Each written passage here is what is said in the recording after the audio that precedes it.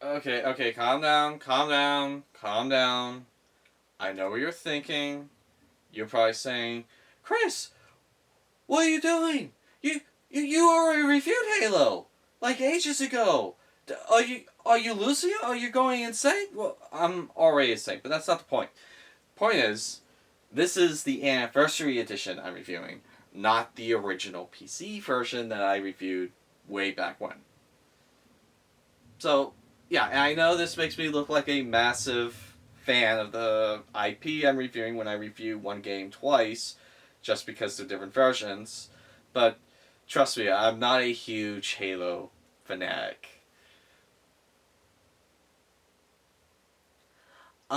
Moving on. So I'm reviewing Halo Anniversary because one, it was in the Master Chief Collection that I got, and I've already reviewed Halo Reach on that collection. So the next one in line was Halo Combat Evolved Anniversary, and so I should probably get into it now. There is no choice. We must activate the ring.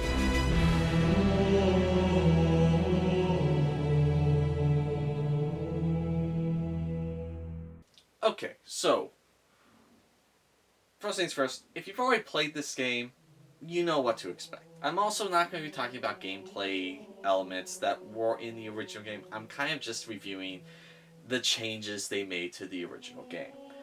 And the biggest change is the art design. The art design is really, really nice. Um, Huge improvement over the original game. Now, certain things like weapons didn't really need it, but things like the environments really did. And they've done some really nice improvements to the environments, especially the Covenant and human ships, because that was one of my biggest issues with the first game was they were just hallway after hallway, and like the engine room in the human ship felt like a cafeteria. It didn't feel like an engine room. And the art design does improve it quite a bit. Not enough, admittedly. It still feels like a now futuristic looking cafeteria. But it's not as lackluster as it was in the original game.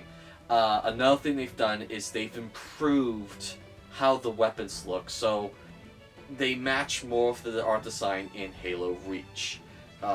And I like that because one of my issues with Halo Reach was the fact that it's a prequel to the original game, but the weapons look more advanced. Doesn't make a lot of sense. Well, with the Anniversary Edition, the weapons don't look so old anymore. Granted, the assault rifle still looks a little bit odd to the assault rifle in Halo Reach, but like the shotguns are now identical. They don't look that different anymore. A lot of the alien weapons look pretty similar now. And so I like the update they did to make it feel more in line with Reach. Make Reach feel more like an actual proper predecessor to the original Halo game rather than something that's oddly more advanced but taking place beforehand. It's always been an issue with prequel games, and so I like that they fixed that. Now, not everything is perfect with the visual update. So, like, some facial animations aren't as expressive as the original, especially with, like, Captain Keyes and Cortana. In the original game, yes, they didn't look as good facially, but, like, the eye movements, facial muscles, and, like, mouth movements were far more expressive than in this game, where literally it's just mouth moving, eyes, face don't move, and it's just kind of lifeless, especially from Captain Keyes and Cortana. And in the original game, they were a little bit more expressive, and so I kind of miss that with the original game. The nice thing, though, is if you do like how it originally looked, you can do a switch in-game to jump back and forth between the way it originally looked and the way the newer version looks. And so on the Xbox One, it's this button right here. Okay. Right there. That button switches it back and forth between the original game and newer game. And on the 360, because this came out on Xbox 360 as well as Xbox One, The 360, there is a time delay. You have to wait like 3 or 4 seconds for it to switch back and forth. But on the Xbox One, it's like instantaneous. And so it's a little bit nicer to do on Xbox One.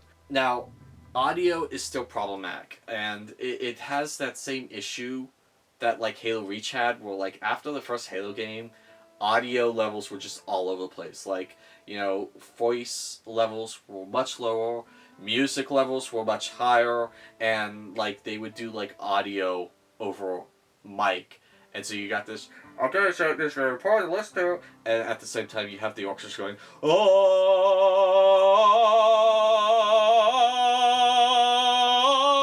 and you have absolutely no idea what the hell that person's saying to you.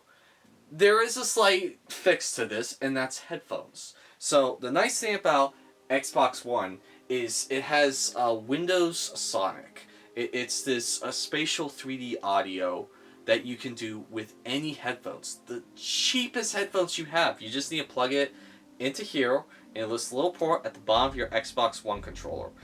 Maybe not all Xbox One controllers have it, but for the most part, this is like a standard Xbox One controller that came out after the the Xbox One S, and so it should be pretty standard now.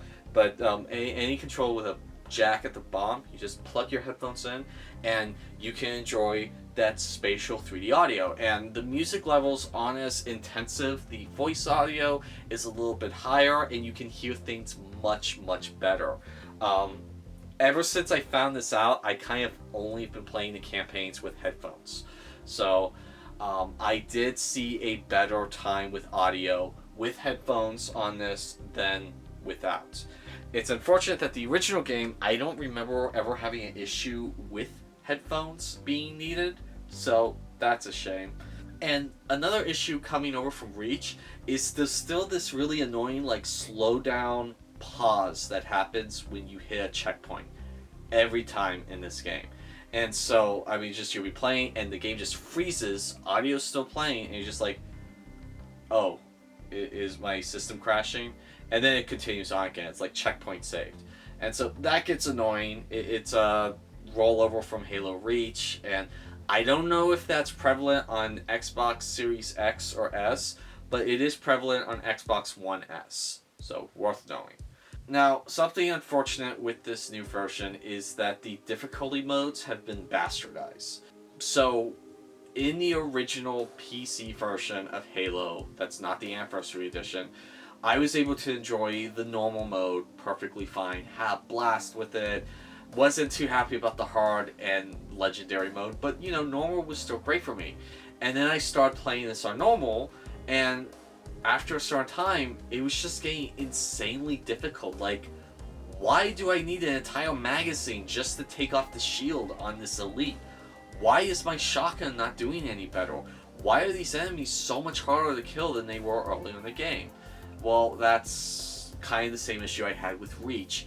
As the game gets more and more, goes more and more along, enemies get tougher and tougher and tougher. And I don't like that. It doesn't work for me.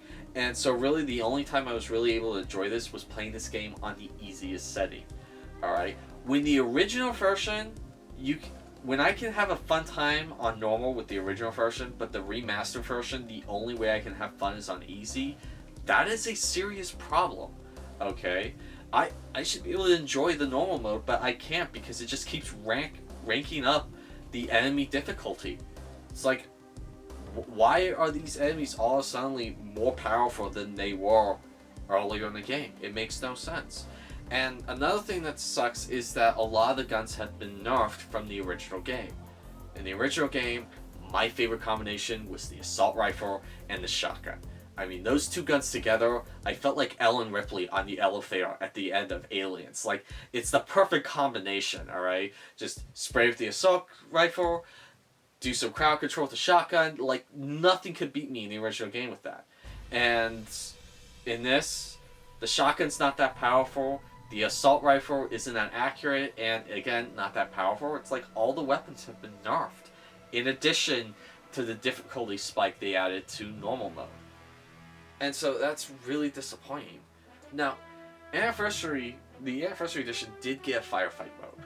Now on the 360, it's one map, and it has like the same lobby that you had with like Halo Reach with that Firefight mode. In the Master Chief Collection, they just add that map onto the Halo Reach Firefight lobby. It's the same thing, you're not losing out on anything, it just wraps it into one thing so they didn't just have to copy it again in the Halo Combat Evolved Anniversary menu. So it works a little bit more efficiently that way, and I like it. Now, they introduced something called like terminals, where you find one in each level, and if you activate it, then you unlock this video. Now, in the 360 version, you have to find them to unlock the terminals. In the Master Chief Collection, they come pre-unlocked. You can still find them throughout the game, but if you want, you can just watch them all. And, like, they're fun if you've already played Halo. If you haven't played Halo, it kind of spoils some things for, like, the following 2 games. And so I would recommend, like, not watching them until, like, you're playing through this the second time, or you've at least gotten to, like, the 3rd Halo game. Some of them are really cool, some of them are just kind of, like, boring. I'm indifferent about the terminal videos. Just, I would not recommend watching them alongside your first playthrough of Halo, or after you finish Halo, because it does kind of spoil some things from Halo 2 and 3. So, now, the skulls in this game are a lot of fun, and there's some that I really enjoyed. Like, there's this one skull called the Double Explosion, and that makes your grenades twice as powerful. And these are a lot of fun to use. It feels like grenades are a real game changer that like can actually save your ass numerous times. In the original Halo game, it's like a grenade was effective if you got it right next to the guy you're trying to get it with it. If it was anyone close, then it just threw them a little bit, and they got back up and were okay.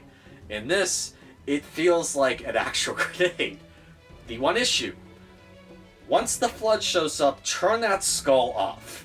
It will save you a lot of frustration because there are enemies that blow up from the flood, and the same skull applies to those enemies because technically they're considered grenades. So they have a double explosion.